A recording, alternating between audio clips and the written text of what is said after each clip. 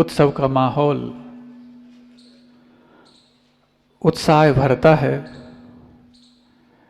इसीलिए तो उत्साहित होने के लिए लोगों को उत्सव की तलाश रहती है। कई प्रकार के उत्सव भारतीय संस्कृति में आते और उन उत्सवों को उत्साह का रूप देने के लिए तरीके के सलीके अपनाए जाते हैं।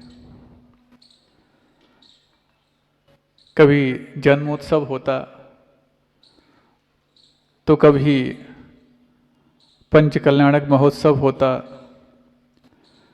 कभी बीच में आप लोगों के विवाहोत्सव होते, तो इसी बीच में किसी के नवीन गृहस्थ जीवन में प्रवेश तो किसी की नवीन ग्रह में प्रवेश। लेकिन साधक ग्रह, गृहस्थी और देह इन सब से निकलने के लिए ही एक ऐसे जीवन में प्रवेश करता है जिसको मृत्यु महोत्सव कहा जाता है। और जबकि गुरुनाम गुरु आचार्य ज्ञान सागर जी महाराज संलेखना के लिए निवेदन कर चुके, 3-4 दिन तक उस पर विचार करते हुए अंत में विद्या गुरु ने भी उनको अनुमति प्रदान कर दी। इसी बीच में वो सारे परिदृश्य कई बार होता है कि जब जिनकी छांव तले अभी तक हम अपना जीवन सुखपूर्वक यापन कर रहे थे, चाहे वो साधना का जीवन हो, चाहे आप लोगों का अपना अपना जीवन हो, सुखपूर्वक यापन करने के बाद जब लगता है कि अब तो इनका एक अलग ही जीवन होने जा रहा है और कब तक साथ रहेगा पता नहीं, लेकिन ये साथ प्रारंभ कैसे हुआ था, जब इसको जानने की अंदर से भावना होती है तो आप लोग के जीवन में कई बार फ्लैशबैक आते हैं। फ्लैशबैक समझते? पूर्व की स्मृतियों को आप याद करते कि पहले क्या क्या घटित हुआ था, उसको आप जानने का प्रयास करते। तो ऐसा ही धीरे धीरे वापस कुछ वर्षों पूर्व आचार्य विद्यासागर जी महाराज अपने उन प्रसंगों को स्मृति पर हिस्सा बना रहे हैं जो आचार्य ज्ञान सागर जी महाराज के पास आने के पहले उनके साथ घटित हुए अथवा आने के बाद घटित हुए। ऐसा ही एक प्रसंग जो कि अभी आप लोग उत्सव मना रहे थे, तो उस प्रसंग से आपको जोड़ना चाहते हैं। जब विद्याधर जी की बिनौली निकलने की बात आई, और ऐसी नहीं कि एक आध दिन निकाल दी हो, एक आध कोई घोड़ा ला दिया हो और कोई नहीं मिला तो मोटरसाइकिल पे निकाल दिया हो, कार पे निकाल दिया हो। हाँ, सब सोच सकते हैं। कई बार तो दीक्षाएं ऐसी तक हो जाती हैं कि एक घोड़ा नहीं मिलता और 24 दीक्षार्थी होते। रामटेक में ऐसे ही हुआ था कि अब एक ही घोड़े पर सबको एक एक करके बिठा लो, बस आगे बढ़ाओ। तो ऐसा हुआ था। तो हो जाता कि अचानक में इस प्रकार से व्यवस्थाएं कहाँ संभव हैं। जब तिलवारा घाट जबलपुर में दीक्षाएं हुई थी तो उस समय एक अलग ही था। सबके लिए अलग अलग एक जितने भी ब्रह्मचारी थे सबके लिए अपने अपने सवारियां थीं। उसके पश्चात दयोदय से लेकर के हनुमान ताल तक वो वहाँ गए, फिर उसके बाद वहाँ से बोर्डिंग तक, फिर बोर्डिंग से हनुमान ताल तक, फिर सबके लिए अपनी अपनी एक 4 व्हीलर थी। हाँ, अरे जो अपने जीवन में 4 आराधनाओं को प्राप्त करने के लिए उद्यत हो रहे हैं, उनके लिए 4 पहिए नीचे लग जाएं, कौन सी बड़ी बात है। वो तो उनके पीछे लगने के लिए तैयार पहले से खड़े थे, लेकिन वो तो छोड़ने के लिए तैयार। और फिर उसके बाद वहाँ से हनुमान ताल तक, हनुमान ताल में फिर बारिश भी शुरू हो गई थोड़ी थोड़ी, बाबा से आए। ये सब व्यवस्थाएं तिलवारा घाट की हैं। वो जो लोग होंगे वहाँ पर उनको पता होगा। अपन विद्याधर जी की बात कर रहे थे। तो अब उस समय बात आई कि इतनी युवावस्था में जब व्यक्ति भौतिकता में बिल्कुल रचा पचा होता है, जब जीवन में कुछ और बढ़ रहे होते हैं, जब चेहरे पर दाढ़ी मूछें फूट रही हों, उस वक्त उसके जीवन में वैराग फूट जाए, कितनी बड़ी अपने आप में बात होती। चेहरे पर दाढ़ी मूछ नहीं फूट पाई, वो वैराग फूट गया हो, और ऐसे उस नौजवान युवा के लिए जब बिनौली निकालने की बात आए, तो पहले तो उसके पहले कई लोगों ने अपनी अपनी बिनौलियां निकालवा ली कि नहीं अभी कैसे अभी कैसे अभी कैसे, और जब तय हो गया कि अब तो दीक्षा पक्की है, तो बिनौली एक आध दिन नहीं पूरे एक हफ्ते निकली। अलग अलग लोगों ने उस बिनौली निकालने की जिम्मेवारी ली कि आज इनकी तरफ से बिनौली निकाली जाएगी, आज इनकी तरफ से निकाली जाएगी। अब कैसे निकालें? अब जब बड़े बड़े सेठियों की नगरी है अजमेर, सर सेठ भागचंद जी सोनी, कचौड़ी मल जी और भी कई प्रकार के सेठ, अभी हम नाम नहीं आज चुकी, आज अपने समय भी हमारे पास कम है, और हमने सोचा इन लोग के उत्सव में अपन समय क्यों काटें, अपन अपना ही समय कम कर लेंगे, बाकी बात तो अपन सुनाते जाएंगे। तो ठीक है, और आज हम देख रहे थे कि वो लोग जो संरक्षक हो गए, और संरक्षक होने के बाद अभी आज प्रसंग घटा है, उस जिनालय में जब शांति हारा करने गए तो उन लोग के कई दिनों से चल रहे थे, बोले महाराज हम लोग का चुनाव हो जाए, चुनाव हो जाए। हमने कहा नाव की बात करो तो फिर भी ठीक है, चुनाव की बात कैसे कर सकते हम, नहीं आप जो कह दो। हमने कहा हम कैसे कहते हैं, आपको बनाना अपना अध्यक्ष। तो सर्वसम्मति से बहुत अच्छे मनोभावों से उन्होंने अपना एक अध्यक्ष चुन लिया, और हमने भी आशीर्वाद दे दिया, ठीक है तो एक व्यवस्था मात्र है। और बाकी जो पूर्व अध्यक्ष थे उन सब ने भी अच्छे से उत्साह के साथ किया, उन पूर्व अध्यक्षों को उपाध्यक्ष बना लिया गया, और एक नवीन अध्यक्ष भी उस जिनालय की बात है वो बन गए। अब उसके बाद आए तो हमने उपाध्यक्ष जैसी कहा, तो जो अभी वर्तमान में अध्यक्ष थे वो कह, हम तो सोच रहे थे महाराज हम तो संरक्षक बन जाएंगे, आपने तो उपाध्यक्ष बना दिया, डिमोशन हो गया, ऐसे मुझने कौतूहल बसात कहा। हमने फिर बाद में कहा सुनो, संरक्षक बन जाते तो म्यूजियम में पहुंच जाते, अभी कम से कम एक्टिव तो बने रहोगे। और फिर जब देखा यहाँ पे आकर के कि कुछ संरक्षक आज अलग ही मस्ती में थे, हमने कहा ये क्या बात है, सामने ही बैठे हैं, हाँ आपके न्यास के संरक्षक जी पूर्व अध्यक्ष तो हैं ही, आज अलग ही धुन में। हमने कहा आज इनको हो क्या क्या, तो हमने कहा होता है जब विद्याधर की बिनौली की बात आए तो शायद इनको पहले सुख बुहाट लग गई होगी, तो इन पहले से झूमने लग गए। हाँ तो ये होता है। तो उस समय अब क्या हुआ, जब बिनौली निकलने की बात आई तो एक दिन की बिनौली, बहुत 7 दिन की अलग अलग बिनौलियाँ हैं, हम बताएंगे कभी, अभी तो फ्लैशबैक चल रहा है। अभी वहाँ पर आचार्य ज्ञान सागर जी महाराज अपना आचार्य पद त्याग करके और विद्या गुरु के चरणों में अपना संलेखना के लिए निवेदन कर चुके हैं, और 3-4 दिन बाद उन्होंने इस चीज़ के लिए अनुमति भी प्रदान कर दी। इसी बीच में उनको स्मरण आ रहा है उन सब पुरानी प्रसंगों का जो हम आपको वापस बीच में लाना चाह रहे हैं।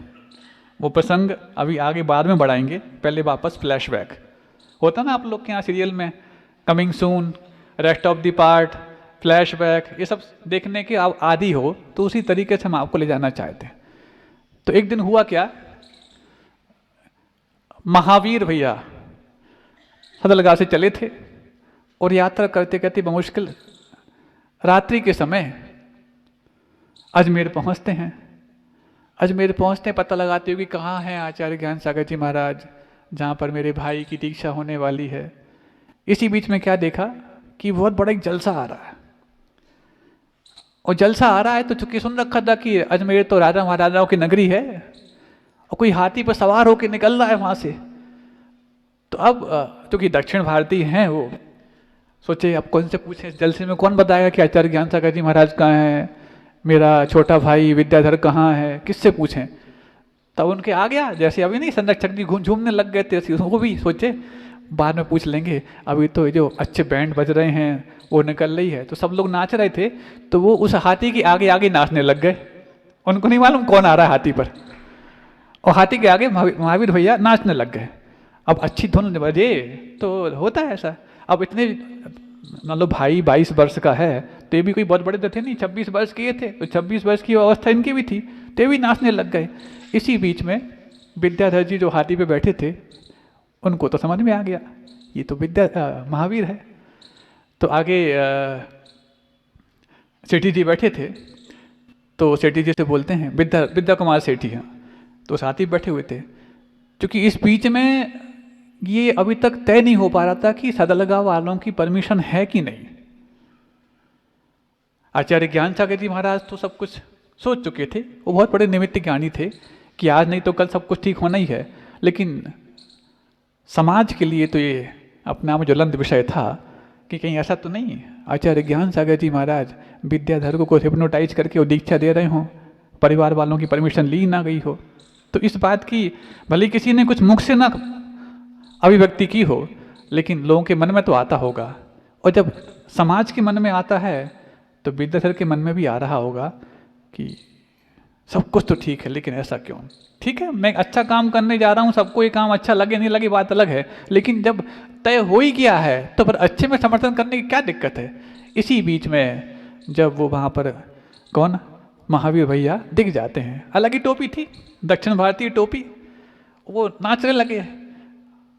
तो इसलिए नहीं कि मेरा भाई आ गया है, बल्कि इसलिए कि जो आगम की आज्ञा है आविंद आपिच्छ बंधु बग्घम, कि बंधु वर्ग से पूछ करके ये होना चाहिए, ये परमिशन के आधार पर ही होना चाहिए, अनुमति के बगैर नहीं होना चाहिए। ये मात्र पंचम काल की व्यवस्था है, चौथे काल में परमिशन की कोई आवश्यकता नहीं होती थी, क्योंकि चौथे काल में इतने दृढ़ चारित्री हुआ करते थे, इतना अपने आप में उनका शनन उच्च हुआ करता था कि कोई परमिशन ले या ना ले। लेकिन आज पंचम काल है, कहीं इस मुद्रा का कोई दुरुपयोग ना कर डाले, कई प्रकार के भ्रांति वाले लोग होते हैं, तो इसका किसी प्रकार से अवमानना ना हो जाए, इसलिए परमिशन लेना इस पंचम काल में आवश्यक है। तो बस जैसे दिख गए तो लोग सोच सकते हैं कि विद्याधर जी अपने भाई को सामने नाचता हुआ देख करके प्रसन्न हो रहे हैं, लेकिन वो प्रसन्न तो इस बात के लिए हो रहे थे, चलो जो कुछ भी हो रहा है आगम की अनुमति के आधार पर हो रहा है, और सतलगा का एक नुमाइंदा यहाँ पर सामने आ चुका है। अब जैसे विद्या कुमार जी सेठी उस हाथी के साथ में बैठे हुए थे, तो सेठी जी से बोलते हैं विद्याधर जी, हाँ महावीर आ गया। तो विद्या कुमार सेठी भी सोचे होंगे कि अभी कहाँ, तो कल उनकी दीक्षा होने वाली 2-4 दिन बाद, बिनौलियाँ निकलनी 1 हफ्ते के लिए, और ये बोल रहे कैसा, लेकिन समझ गए कि ये इसलिए कहना चाह रहे हैं कि महावीर नहीं आया है, महावीर सतलगा की अनुमति लेकर के आया हुआ है। और बस जैसी है तो बस वहाँ पर वो नाच रहे थे, तो उनसे कहते हैं, लोगों को संकेत करते हैं कि इनको ऊपर लाओ। तो जब उन्होंने देखा कि अरे कोई और नहीं, हम किसकी बारात में नहीं नाच रहे हैं, ये तो मेरा स्वयं का भाई जिसकी बिनौली निकल रही है हाथी पर, उसके लिए, तो बस उसको उनको बुलाते हैं और विद्या कुमार सेठी उतर जाते हैं, वो स्वयं जाकर के वहाँ पर बैठ जाते हैं। अब देखो, अभी आप गा रहे थे ना, क्या गा रहे थे? हाँ, हमें सुनने में नहीं आ रहा, उस समय हम सोचे कि आज ये परिदृश्य लाना चाहिए, क्योंकि आप लोग उसी माहौल में रंगे हुए हैं, तो बस झूमने लग गए। विद्याधर जी संतुष्ट हैं, लेकिन महावीर खुश भी है, और एक अंतर में एक अलग अलग भाव है। और अलग भाव क्या है वो तो सब समझ सकते हैं कि ये ऐसा क्या हो। इसी बीच में जब हुआ कार्यक्रम उस दिन का, चूंकि प्रतिदिन रात्रि में शाम के समय ये सब बिनौलियाँ निकलती थी, और एक 7 दिन का उत्सव, पंचकल्याणक प्रतिष्ठा महोत्सव तो फिर भी फीका पड़ जाए, लेकिन विद्याधर जी के बिनौली का महोत्सव जो 1 हफ्ते तक चला, वो पंचकल्याणक से बढ़ करके था।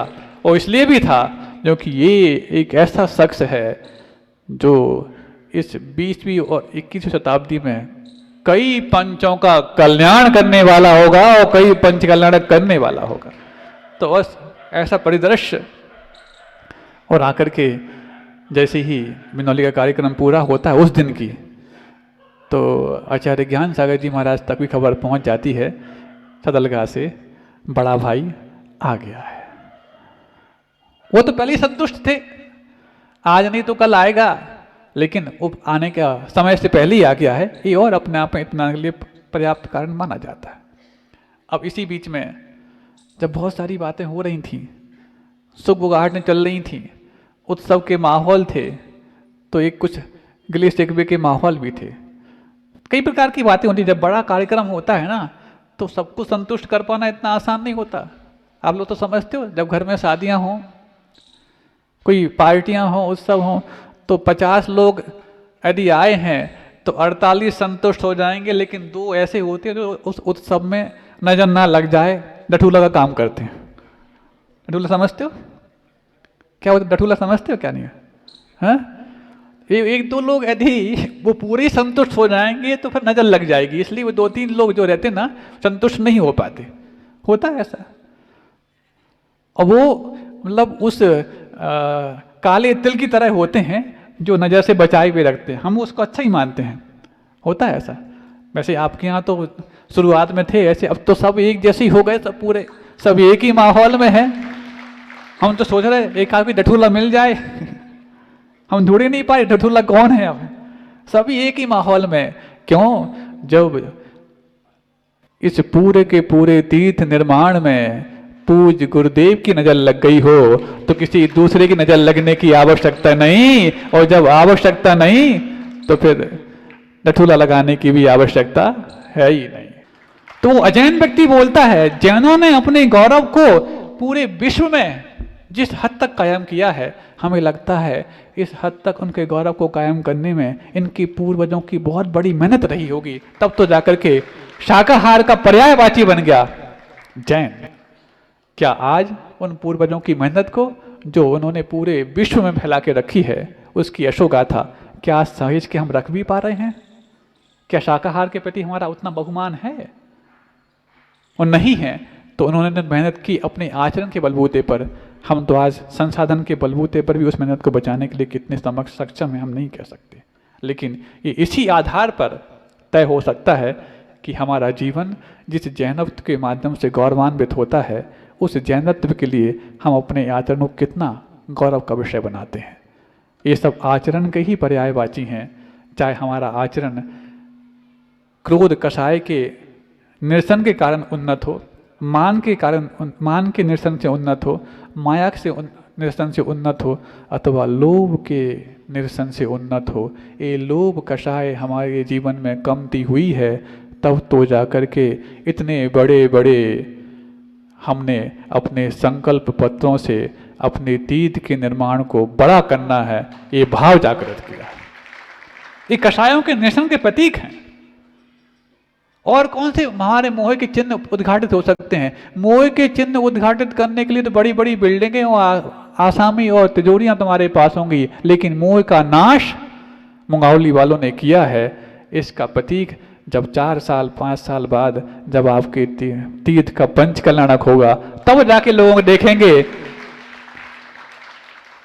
कि जिस प्रकार मोह का नाश एक सद लगा के बालक ने 22 वर्ष की अवस्था में कर डाला था और इस युग का जीवंत अरहंत आचार्य विद्यासागर के रूप में अपना वीर पाया था, ठीक वैसा ही जब आपका जनाला इतना महान बन के सामने आएगा, तब कहेंगे कि आचार्य विद्यासागर जी महाराज मात्र ही मोह का नाश करते हैं। ऐसा नहीं, उनके भक्तों में अपने भूमिका के हिसाब से मोह नाश करने का कोई प्रतीक यदि है तो उस प्रतीक का नाम आपका जीवंत